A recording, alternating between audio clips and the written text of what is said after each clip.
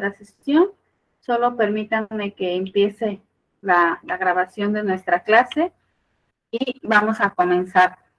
En esta sesión, jóvenes, nosotros vamos a continuar trabajando con el tema que quedó inconcluso la clase anterior, que fueron los textos expositivos.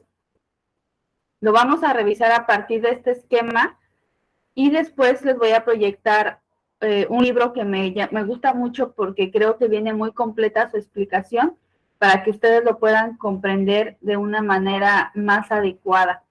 Entonces, vamos a leer un poquito la diapositiva en donde me habla acerca de los textos expositivos. Como nosotros vimos en la clase anterior, los textos expositivos, así como su mismo nombre lo dice, la finalidad es exponer o explicar un tema, por eso se llaman textos expositivos. Entonces me dice aquí, son textos que son divulgativos, es decir, tienen la finalidad de dar a conocer un tema. Obviamente que la mayoría de estos textos que son explicativos o que son expositivos, pues abordan temas que son de interés para la sociedad, como por ejemplo los avances en cuestión de ciencia, de tecnología, los avances en cuestión médica, los avances en cuestión, por ejemplo, del cuidado del medio ambiente. Es decir, este tipo de textos siempre nos van a permitir conocer las novedades de lo que está ocurriendo en nuestra sociedad. Ajá. Desde cualquier enfoque sociológico, psicológico, social, científico y etcétera. Otra de las características que tiene es que son especializados. ¿Por qué se dice que son especializados y solamente comunican? Porque obviamente cualquier persona que vaya a redactar o que vaya a presentar un texto expositivo tuvo que haber hecho antes una investigación de fondo. Es decir, para hacer un texto expositivo yo no me voy a sentar frente a la computadora y voy a escribir lo primero que se me ocurra sobre el tema. Antes de yo escribir mi texto expositivo, se supone que previamente hubo ya una selección del tema, una investigación, ¿sale? Identifiqué las ideas principales, las organicé y entonces es cuando yo puedo comenzar a redactar mi texto expositivo. Dentro de su estructura, es decir, ¿qué partes conforman un texto expositivo? Me dice que está una introducción, un desarrollo y una conclusión. Estas partes ahorita las vamos a poder ver a detalle, cuándo es una introducción, cuándo se dice que es el desarrollo y cuándo se dice que es la conclusión. Y dentro de sus características, es decir, qué cualidades tiene, cómo los puedo diferenciar de otros textos, me dice que es objetivo. ¿Se acuerdan que la clase pasada yo les decía que cuando hablamos de que son objetivos, estamos hablando de que no pongo mi opinión personal ni mis emociones? Lo hago de manera impersonal, es decir, no hablo de mi vida, hablo de lo que investigué y cositas así. El vocabulario debe de ser preciso, es decir, debo de utilizar un lenguaje apropiado, no un lenguaje coloquial, sino un lenguaje que esté de acuerdo al tema que estoy exponiendo, utilizando los términos que sean necesarios para explicar ese tema. Tengo que dar ejemplos en ocasiones de lo que estoy explicando para que al lector le quede mucho más claro y obviamente pues tiene que tener un orden lógico, es decir, que mis ideas se entiendan. También tiene que tener conectores. Ahora vamos a ver todas esas partes de qué son los conectores y pues obviamente tiene que tener un título, hace uso de negritas y de subrayados. Obviamente con solo ver el esquema yo sé que les quedan muchas dudas, pero ahorita en las siguientes diapositivas que yo voy a presentar, vamos a ir desglosando cada una de estas partes. Les doy unos minutitos si me ayudan copiando su esquema, haciendo su apunte, y ahorita pasamos ya a la otra presentación para que ustedes puedan identificar todo esto que les estoy mostrando aquí. Por favor.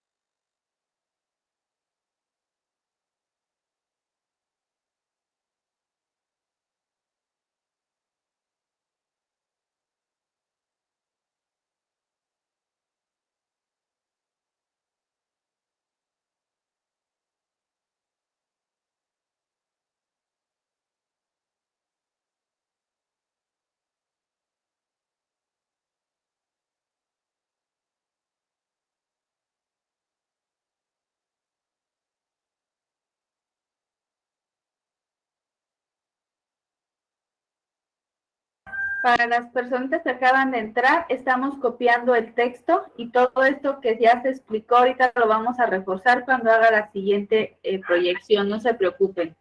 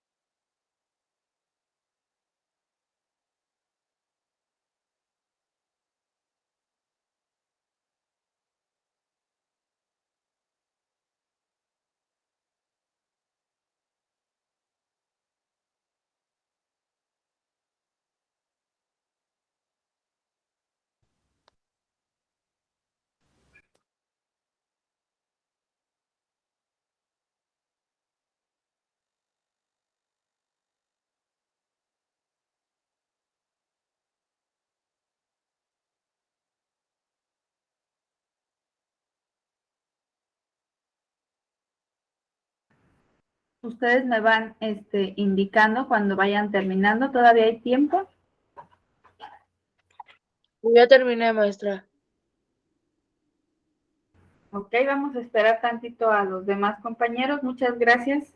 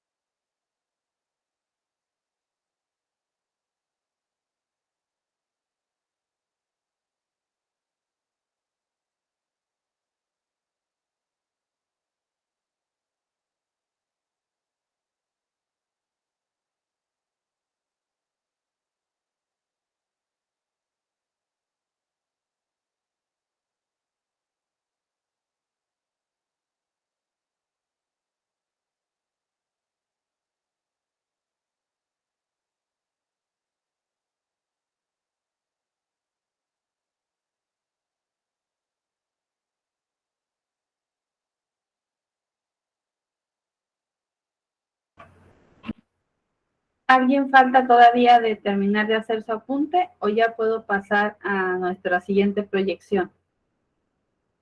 Me faltan 4 puntos nada más, maestra. Ok, nos esperamos otro ratito.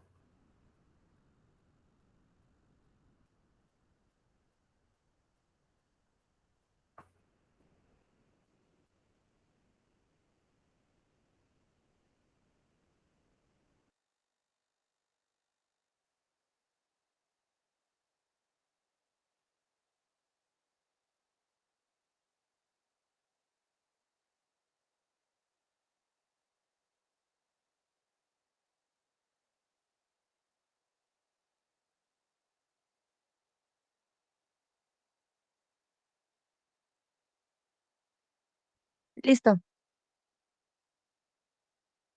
Ok, voy a quitar la presentación. Si alguien falta, me avisa, por favor. Voy a quitar esa presentación y paso a otra presentación, ¿sale?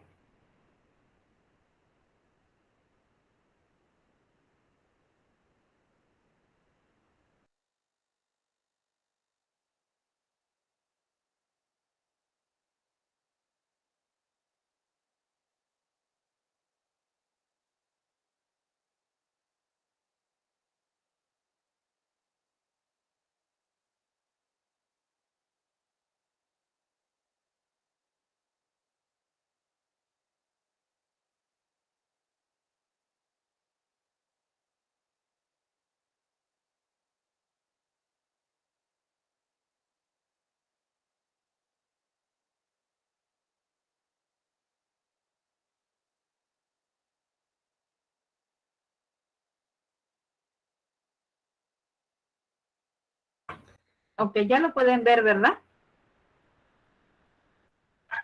Sí, maestra. Ok, bien. Aquí, jóvenes, vamos a estar leyendo mucho en esta parte del libro, pero me gusta porque el libro, así como va explicando, va dando ejemplos que les permiten a ustedes aclarar, por ejemplo, cuando nos habla de una introducción, de un desarrollo, de una conclusión, o cuando nos habla de que el lenguaje tiene que ser objetivo, pues a lo mejor yo se los puedo decir de esta manera, ¿no? Exponiendo, pero si ustedes no tienen la oportunidad de leer un texto o de irlo analizando, pues va a ser difícil que lo comprendan. Es por eso que hago esta proyección. Entonces, en esta parte me dice características externas de los textos expositivos. Los textos expositivos, aunque su formato sea variable, es decir, no hay un solo formato, dependiendo de su situación comunicativa, deben cubrir las características externas, como son, y aquí aparece otra vez lo que ya ustedes vieron, debe tener una introducción, un desarrollo, una conclusión, una bibliomerografía. ¿A qué se refiere con la bibliomerografía? En que ustedes tienen las fuentes de consulta, es decir, dónde obtuvieron la información. Si ustedes recuerdan hace algunos años, pues la mayoría de nosotros, bueno, yo cuando estudié asistíamos a la biblioteca a hacer consultas sobre algún tema. Y entonces teníamos que apuntar el nombre del libro, el nombre del autor, el año en que se publicó, la fecha en que se consultó, el número de página que yo tuve que consultar para sacar la información. El día de hoy, pues la tecnología ha avanzado a mayor escala y pues el día de hoy ya la mayoría no asiste a una biblioteca, sino que en internet lo encontramos la mayoría de las veces de información. Pero aunque tú encuentres una información en internet, esa información la tienes que registrar. ¿Cómo la vas a registrar si, por ejemplo, estás buscando hacer un texto expositivo sobre la importancia de la biología en nuestra vida diaria? Pues vas a revisar páginas de internet y vas a checar que tengan un autor, por ejemplo, que tengan la fecha en que se publicó ese artículo en internet. Y esa va a ser tu referencia el día de hoy hemerográfica. Tiene que tener un índice y notas al pie de página. Ahorita les voy a mostrar a qué se refiere cada uno de estos elementos. Voy a bajar un poquito mi presentación. Esto no hay que copiarlo porque ya lo tienen ustedes desde hace rato. Y aquí me dice qué tiene que venir en cada uno de los apartados. ¿Vale? Me dice que cuando yo estoy hablando de una introducción, también la puedo llamar presentación, prólogo o prefacio. Y es ahí donde yo voy a mostrar o a dar a conocer al lector cuál es el objetivo de mi texto, cuál es la temática y a qué punto quiero llegar. Porque es importante que ellos lean mi texto. Luego viene el desarrollo, que es ya en sí la exposición del tema, dándole obviamente una estructura de información que yo voy a poner a todo lo que investigué, lo tengo que estructurar, ¿sale? Para que se entienda. Y por último, es la conclusión. En la conclusión, ¿qué es lo que pasa? Que yo voy a hacer como un tipo resumen. Voy a hacer una síntesis de lo más importante de mi desarrollo.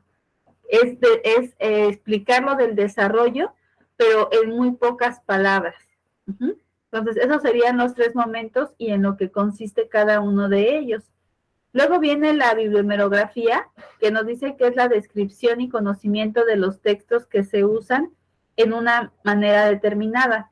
Dice ahí, no necesariamente se emplean para la redacción del documento, sino generalmente para complementar o enriquecer el escrito, pues amplían la información o hacen hincapié en la interpretación de conceptos. Aunque ahí nos los desglosa de una manera muy extensa, nosotros entendamos esta parte de la bibliomerografía como las fuentes donde yo obtuve información, que pueden ser periódicos, puede ser internet, puede ser un libro, puede ser una entrevista a un especialista que yo realicé.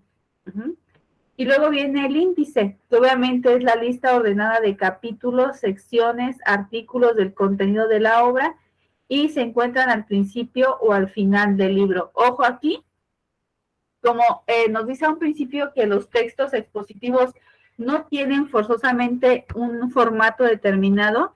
Hay textos expositivos que cuando son muy amplios, es decir, como por ejemplo una tesis, que es un libro que uno hace sobre una investigación, ese sí debe de llevar un índice.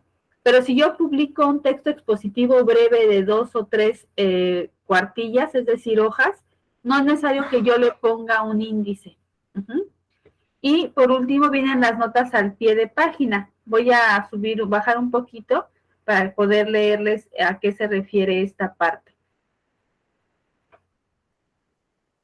Bien, en las notas al pie de página me dice que ofrece información adicional al tema del que se trata.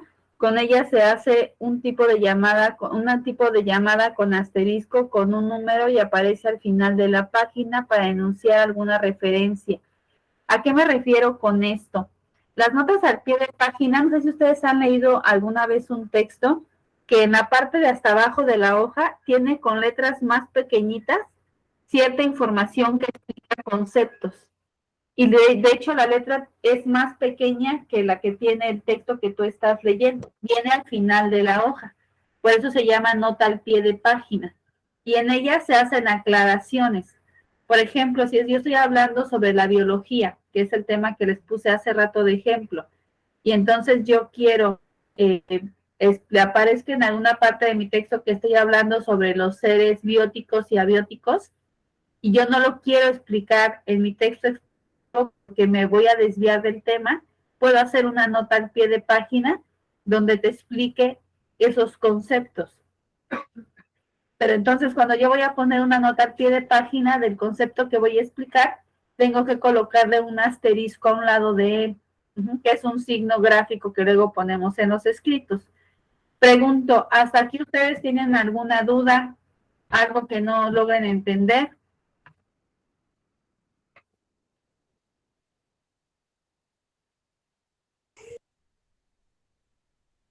Está claro, Ok. maestra. Si no hay dudas, voy a dejar la presentación unos minutitos para que ustedes copien qué es la introducción, el desarrollo, la conclusión. Y bueno, con sus propias palabras pueden poner qué es la bibliomerografía, el índice y la nota al pie de página. No tienen que hacer el apunte de todo tal cual, pero sí apuntarlo aunque sea con sus propias palabras o lo más importante, lo que tú consideres más importante. ¿Sale? Unos 3 minutitos y avanzamos a las características. Esto que yo les acabo de explicar es la estructura, es decir, cómo se presenta.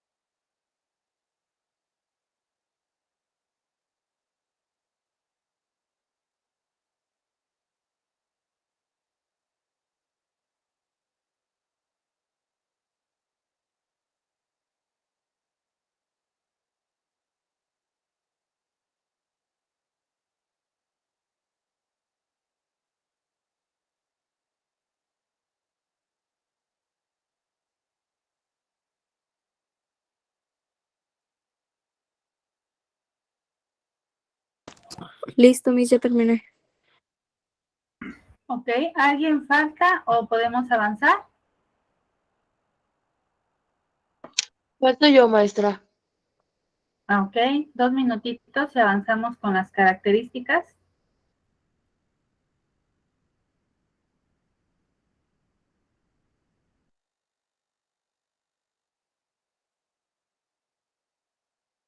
Listo, maestra. Ok, gracias.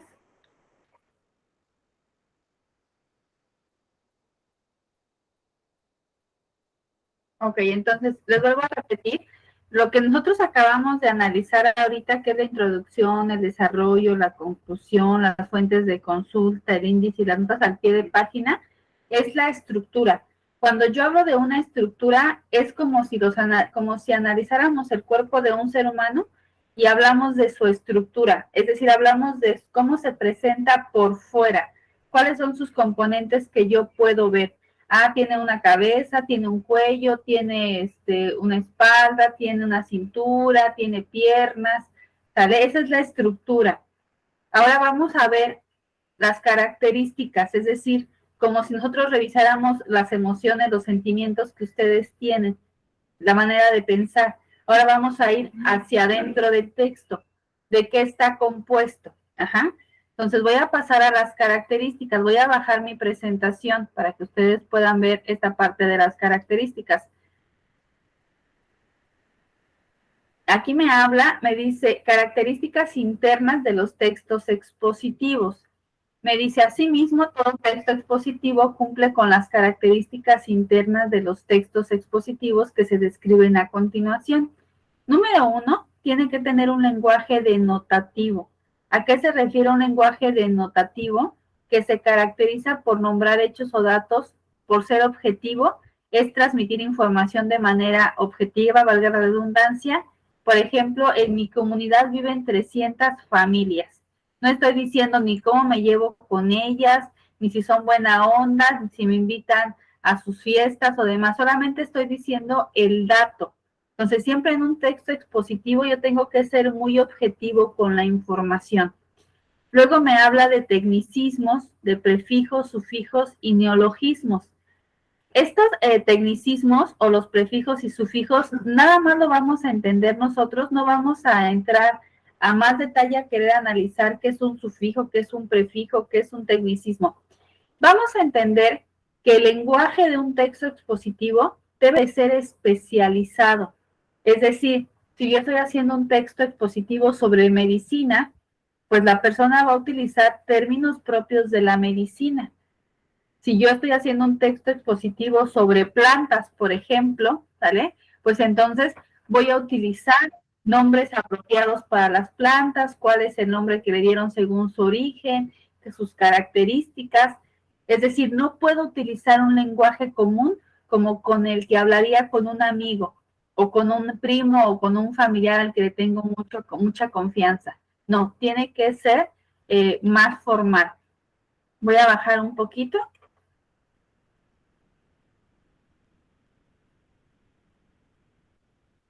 Aquí me habla de algo que es bien importante. Me dice que los textos expositivos tienen que tener conectores, ¿sale? ¿Qué es un conector?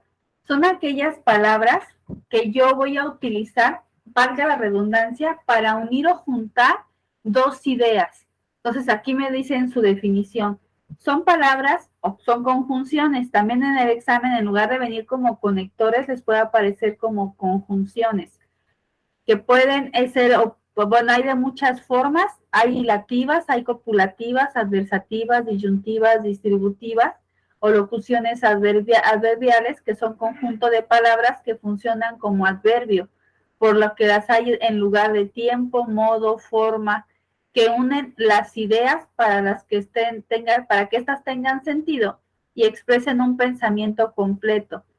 A continuación se muestra una tabla de los conectores que tú puedes ocupar.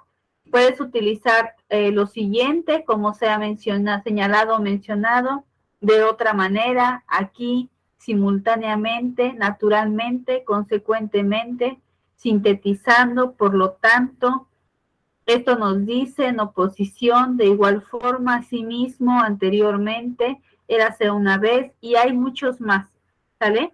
Les voy a poner un ejemplo, diciendo en un texto expositivo, la biología es fundamental para los seres vivos, y utilizo el nexo que dice, como se había señalado, el ser humano dentro de todas sus actividades diarias hace uso y pone en práctica su biología humana. Ya estoy uniendo dos oraciones, dos ideas, y utilizo el nexo o el conector como se ha señalado, ¿sale? Entonces, los conectores, así en pocas palabras, si ustedes lo quieren apuntar, para que no copien todo el texto, los conectores son palabras que me permiten unir dos ideas o dos oraciones. ¿Sí queda clara esta parte?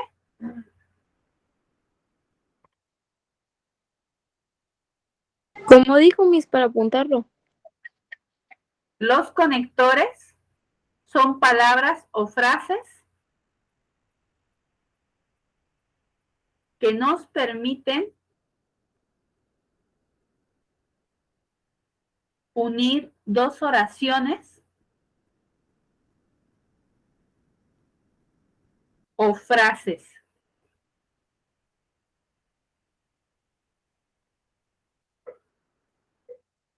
¿Ok? Y la mayoría de los textos expositivos lo usan de manera cotidiana. Hay muchas veces que nosotros no los escribimos haciendo uso de total conciencia, pero los ponemos porque son necesarios, son parte de nuestro lenguaje, ¿sale? Entonces, voy a bajar un poquito nuestra pantalla, ¿sale? Para ir analizando otros aspectos. No hay que copiar la tabla con todos los conectores. Bien, aquí es donde yo les digo que vamos a poder nosotros ya empezar a analizar y a visualizar todo lo que yo les dije ahorita en la parte teórica sobre los textos expositivos. Aquí en esto que yo les estoy proyectando es una actividad y me dice, lee los siguientes textos. Trabaja con un compañero para elaborar un cuadro comparativo con las características internas y externas de los textos expositivos. Argumenten sobre su contenido y de común acuerdo completen el cuadro escribiendo los aspectos solicitados. No vamos a hacer la actividad, pero lo que yo te pido es que conforme yo vaya leyendo el texto, tú trates de ir identificando dónde está la introducción, dónde está el desarrollo, dónde está la conclusión, si hace uso de nexos, si hace uso de tecnicismos, si tiene notas al pie de página, si tiene un título en negritas. El título en negritas, pues ahí lo podemos ver, ¿sale? No hay mayor dificultad ahí. Entonces, voy a leerles el texto. Espero que la clase no se les haga tediosa porque sí es mucho análisis el día de hoy. Entonces, nos dice el texto, el rol de la biblioteca pública frente a los distintos rostros de la diversidad cultural, y si se dan cuenta, tiene un autor. Eso también es muy importante porque es lo que le da seriedad o formalidad a un texto expositivo. Es Beatriz Casa Tirao. Y luego viene la introducción, que sería la primera parte. Cuando nos internamos en el tema de la diversidad entre los seres humanos, nos damos cuenta que este no constituye el argumento propicio para una telenovela, ni tampoco un tema que deba prestarse para alimentar la demagogia de los grupos de poder.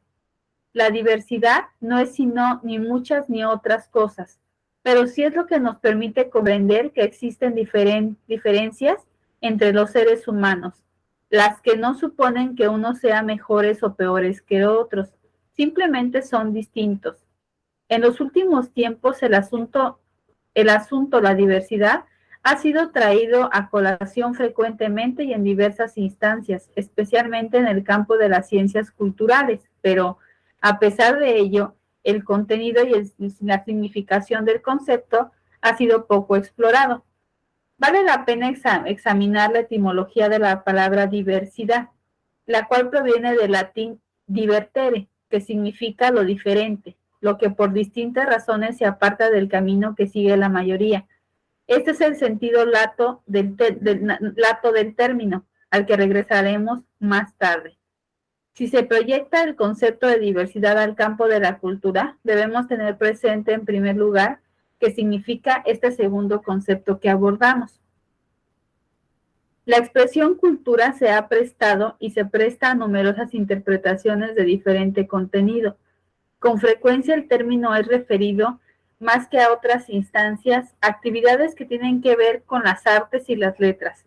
Así, quienes poseen conocimiento de estas áreas son considerados individuos cultos, pero en realidad, cultura no es eso.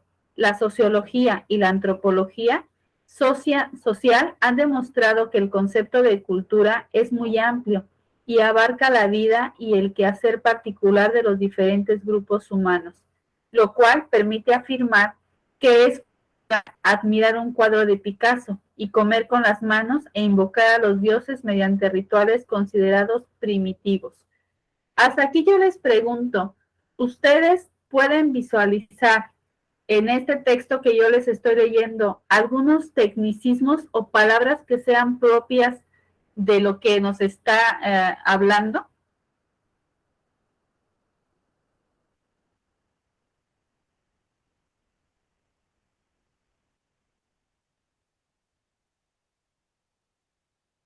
¿Ok?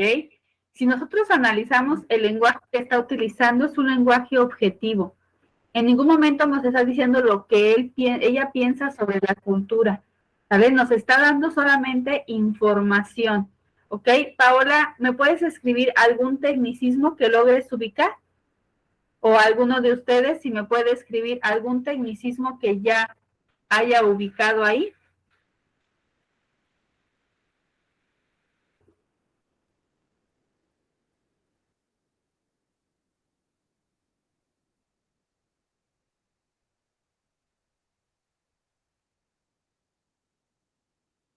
Por ejemplo, diversidad es un tema propio de la sociología, que es lo que ella está analizando. Etimología también, donde dice divertere, también es otro tecnicismo. Donde nos habla acerca de la sociología, también es otro tecnicismo. Entonces, ahí podemos ver que sí está utilizando un lenguaje adecuado para la redacción de este tipo de textos. Voy a continuar con la lectura. Esto que yo les acabo de leer es parte de la introducción, ¿sabes? Y continúo. Esta posición da sustento a la definición que ha diseñado y que habitualmente empleo en mis trabajos de investigación y en la cual se afirma que cultura es un conjunto de elementos que son productos de la acción humana, así como el pensar, sentir y actuar de los seres humanos en cada generación, más la herencia social que la misma recibió de las generaciones anteriores. Esta definición permite comprender la cohesión, aquí hay otro tecnicismo, de la que la cultura determina en cada grupo humano, cuyos miembros se identifican entre sí a través de compartir las diversas instancias que la propia cultura les ofrece, entre otras, una identidad que los distingue. Múltiples grupos humanos han desarrollado su propia cultura y esta les ha dado la posibilidad de caracterizarse de una forma determinada, diferente a la del resto de la humanidad, en el tiempo y el espacio. Estas culturas han sufrido embates a través de los siglos. En ocasiones han permanecido relegadas, en otras pareciera que han sido borradas del mapa cultural y en otros casos permanecieron latentes a la espera de demostrar que no habían sido vencidas por las culturas imperiales que en todos los tiempos han ejercido su poder en penetración, absorción y mimetización de otras culturas. Cuestiones incidentales determinan que culturas diversas se encuentran y operen en escenarios compartidos, y esto se traduce en el fenómeno de la multiculturalidad. Ahí tenemos otro tecnicismo, que no supone necesariamente una interrelación cultural, sino que expresa, aquí si ustedes se dan cuenta, el sino es un conector, y también adelante tenemos otro que dice más bien, aquí también tenemos otro conector, la existencia de algunas culturas en grupos heterogéneos. Esto expresa más que una integración, una suma de elementos.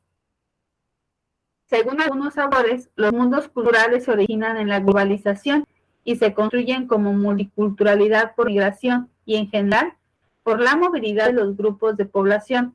La multiculturalidad tiene sus raíces en el origen de cada uno de los pueblos del mundo, con sus creaciones propias, tradiciones y formas de organización. Este tipo de análisis lleva a la observación no solo de las creaciones propias de un grupo humano, sino también de las condiciones sociales favorables o no para crear y vivir en la multiculturalidad. Una forma más avanzada de la integración de las culturas es la interculturalidad y se refiere al encuentro de culturas diversas para observarse, entenderse mutuamente y conocerse cada vez mejor. Ese encuentro cultural está relacionado con la armonización de las relaciones humanas, lo que permite pensar que este entendimiento supone una evolución de las sociedades en el terreno de la comprensión y la empatía. La interculturalidad permite reflejar la dinámica social y formular el objetivo de nuevas síntesis socioculturales. Aquí, todo esto que yo les acabo de leer es el desarrollo. ¿Sí se dieron cuenta que nos fue explicando en qué consiste la diversidad cultural, cuáles son sus componentes, cómo es que se da? Ese es el desarrollo. Ahora vamos a ver la conclusión. ¿Cómo puedo identificar yo en la conclusión? Porque utilizo palabras como por último, en resumen, para finalizar. Es ahí donde yo sé que ya está empezando a concluir su tema, porque está tratando de cerrarlo. Entonces les voy a leer la conclusión. Por último, el concepto de la transculturalidad ofrece un enfoque diferente en el tema de la diversidad cultural. La palabra fue acuñada en el siglo pasado por el investigador cubano Fernando Ortiz, quien la propuso para denominar el sentido dinámico de los procesos de transacciones interculturales. A partir de ello es posible comprender los fenómenos originados en la incorporación de las novedades provenientes de otros universos culturales con los que se puede entrar en contacto en culturas determinadas. Las culturas creadas por unos individuos se alimentan de culturas creadas por otros individuos y se produce entonces el fenómeno de intercambio de experiencias culturales o transculturación.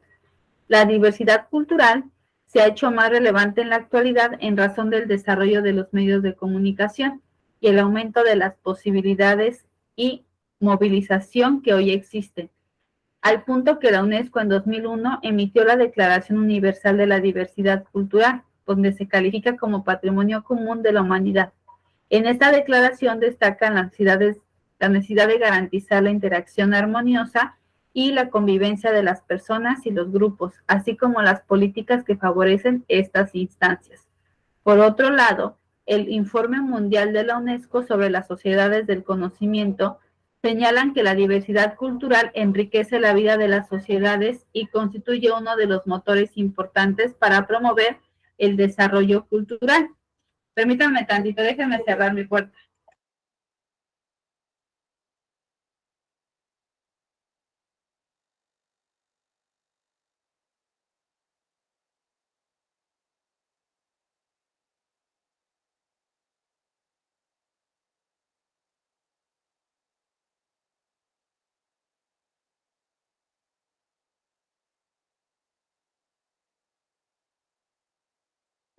Ok, perdón, continúo. Y dice en el último, no se olvida en este rubro de la diversidad cultural las migraciones internas que someten a diferentes culturas e individuos de un mismo país, ni tampoco se deja de lado la cuestión indígena respecto de la cual cabe recordar la Declaración del Encuentro Indígena. Y continúa el texto, ¿sale? Entonces, este texto, si ustedes se dan cuenta, voy hasta la parte de abajo, ¿vale? No sé si ustedes lo estén observando, donde dice fuente, casa de, ¿sale? De la biblioteca. Entonces, esta parte de hasta abajo es su referencia hemerográfica, es de donde sacó la información. Todo texto expositivo que sea serio, que sea formal, tiene que tener este tipo de fuente, ¿sale? Me tiene que remitir de dónde salió la información que él me está proporcionando.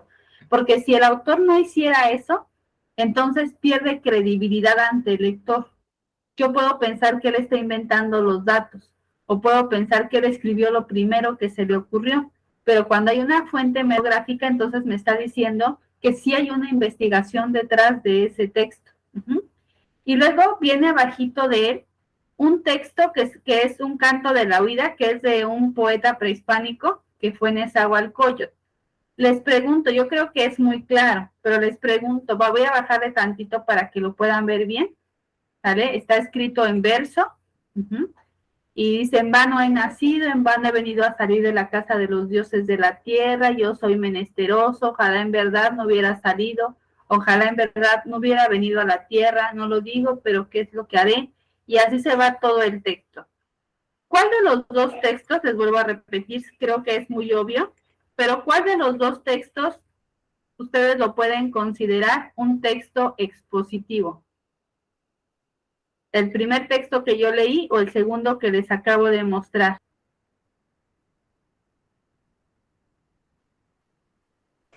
El primero, El maestra. primero. El segundo. Okay. ¿El segundo será un texto expositivo? No, ¿verdad? Perdón, El segundo es... Ajá, el primero, porque el segundo es un poema. Por eso está escrito en verso. Bien, pregunto, ¿hasta aquí nosotros tenemos alguna duda sobre el tema? No, No, mis. maestra. Entonces, si no hay dudas, para cerrar nuestra sesión, les voy a pedir que cada uno de ustedes, con sus propias palabras, en su libreta me escriba qué es un texto expositivo. ¿Qué aprendieron el día de hoy? Si el día de mañana ustedes están presentando el examen y viene una pregunta que diga, ¿qué es un texto expositivo? ¿Qué escribirían ustedes ahí? Doy 3 minutitos a ver otra quién quiere participar para reforzar esto que aprendimos el día de hoy.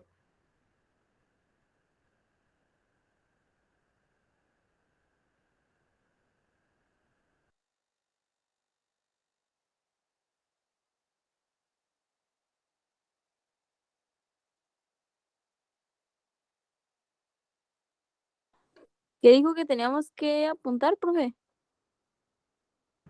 Explicar con tus propias palabras qué es un texto expositivo.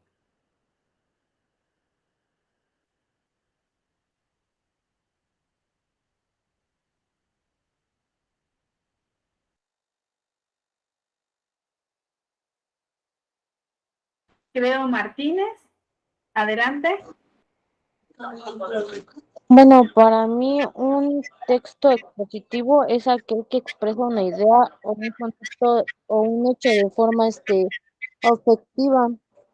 Bueno, en mi caso pues es lo que entendí, que es Ok, aquel que expresa. ok, Cleo, muy bien. ¿Alguien que quiera complementar lo que dijo su compañera, que está en lo correcto? Hernández, adelante, por favor. Ok, Son exponer diferentes ideas temas. claras y... Ajá, Que se sí te escucho. expresan con los puntos más importantes que hayas entendido. Ok, yo les pregunto, ¿en un texto expositivo yo puedo hablar de muchos temas o es un texto que analiza un solo tema? Texto Son de varios específico. temas, ¿no? De un tema en específico. Muy bien. Joana Navarro, adelante. Ok, Paola, gracias.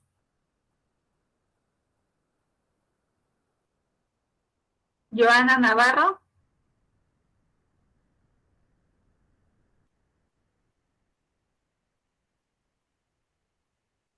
¿Alguien más que quiera participar?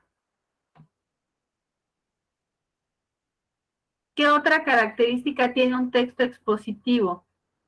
Esmeralda, adelante.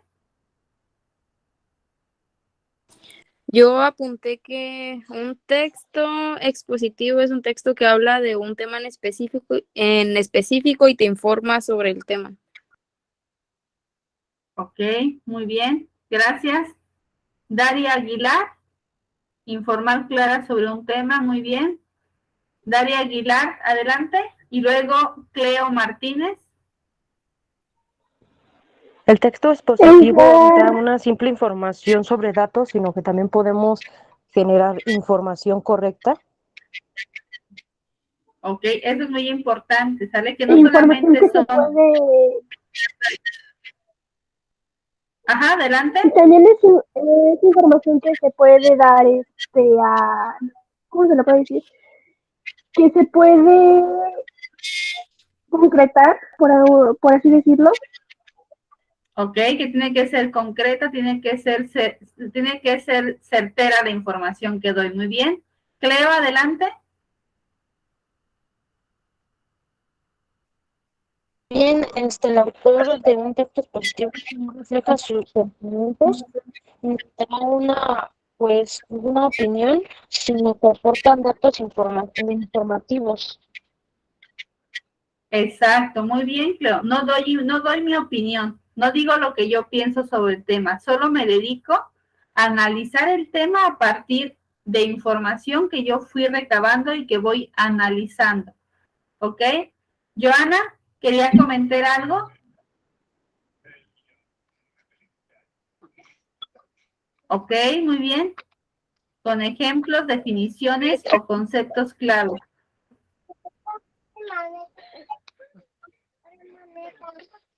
Ok. Maestra, yo Muy puse bien. exponer ideas claras y precisas. Ajá. Sí, Yurichi, continúa. Sí, yo solo puse exponer ideas claras y precisas. No sé si está bien. Sí, está muy bien, ¿sale? Y ya obviamente ustedes van a entender que hay una investigación de fondo, que tiene que tener un título en negritas, que tiene que tener el autor para darle mayor validez y veracidad a ese texto, que decir dónde sacó la información, que su lenguaje tiene que ser técnico, ¿sale? Y que debe de haber una fuente de dónde sacó esa información. Muy bien, dice su compañera, dando a conocer todo sobre un tema en específico. Muy bien, jóvenes. No hay ninguna otra duda. Recuerden que el día de hoy tampoco llevamos tarea el día viernes. Solamente es analizar, repasar sus apuntes, ¿sale? Y ya el día viernes les dejaré la tarea de la semana. Si no hay dudas o comentarios, sería todo lo de la sesión. Que tengan una bonita noche, descansen y nos vemos el viernes.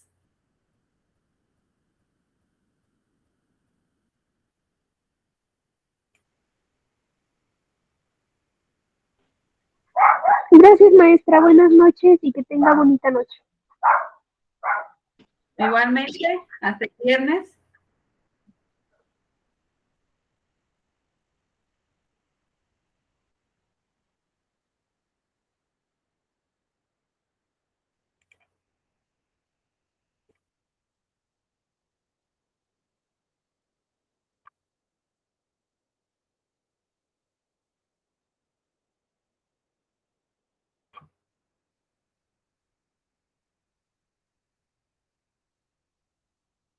Buenas noches a todos.